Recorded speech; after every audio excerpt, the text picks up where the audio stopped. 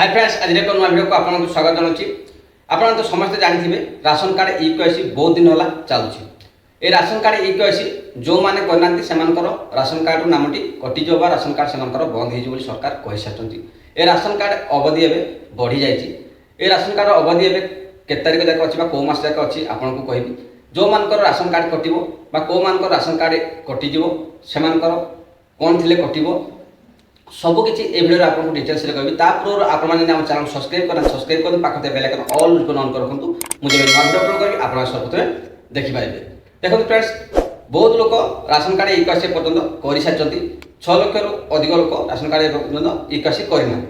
जो मैंने ration card e-KYC करना सरकार यही फेब्रुआरी 15 जाके ration card e KYC last date घोषणा करते। पुणी या अवधि को बढ़ाई देते मार्च 31 जाके। जो मैंने ये मार्च 31 भितर जो मैंने राशन कार्ड ई-केवाईसी करेंगे ना से राशन कार्ड रु नामटी कटिज से राशन कार्ड टी बंद हो। कारण सरकार ये धरी ने से सरेंडर कर राशन कार्ड टी ई-केवाईसी करना सरेंडर कर राशन कार्ड पाइबाई योग्य नुहति कि राशन कार्ड पाई जेहेतु से राशन कार्ड ई-केवाईसी करना से राशन कार्ड नामटी को काटिदेवा राशन कार्ड टी बंद करदे। राशन कार्ड नाम कार कार कटो कौन कौन थे कटो देखु। जो मान 4 चकिया जान अच्छी से राशन कार्ड 4 चकिया गाड़ी अच्छी से राशन कार्ड नामटी कटिज। जो मान 300 यूनिट रु अधिक बिल इलेक्ट्रिक बिल से राशन कार्ड नाम कटिज। जो मैंने इनकम टैक्स भरुंच से राशन कार्ड नामटी कटिज। जो मैंने गवर्नमेंट जॉब कर राशन कार्ड नामटी कटिज। जब से राशन कार्ड पाई से ई-केवाईसी करना जदि न करथिले भी सरेंडर कले बोली सरकार ये धरी ने राशन कार्ड नामटी को कटिदेवा राशन कार्ड टी बंद करदे। जो मैंने गवर्नमेंट जॉब कर भी राशन कार्ड नामटी कटो। आ जो मैंने प्राइवेट रे काम कर राशन कार्ड नामटी कटो ना सरकार ये कहते।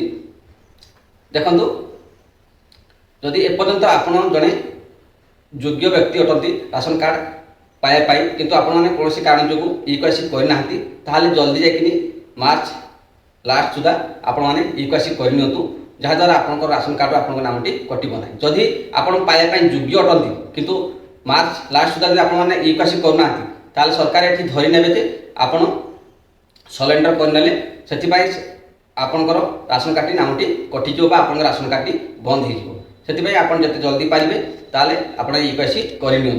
सरकार ये नुआ अपडेट देते एबे मार्च लास्ट जगह ई-केवाईसी चलो या ई-केवाईसी हम ना। सरकार ये धरी ने जे सरेंडर करने से राशन कार्ड नामटी कटिज।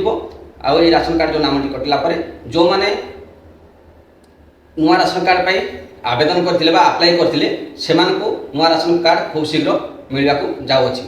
जदि आपने आवेदन करते आगु जो मैंने राशन कार्ड एपर्यंत पाई ना योग्य व्यक्ति अटंती से नुआ राशन कार्ड एवं प्रदान कर राशन कार्ड जो आवेदन करते अप्रूवाल है राशन कार्ड नुआ राशन कार्ड दिज्व। थैंक यू फ्रेंड्स, आज वीडियो एति जे आपने जदि राशन कार्ड ई-केवाईसी करना जल्दी जाकि राशन कार्ड ई-केवाईसी करनी। जदि आपने पाइबाई योग्य व्यक्ति अटंती राशन कार्ड पाइबा योग्य व्यक्ति अटंती किंतु कौन कारण जो ई-केवाईसी करना जल्दी जाकि ई-केवाईसी करनी। थैंक यू फ्रेंड्स, पुणी देखा आगामी एक नुआ वीडियो। जय जगन्नाथ।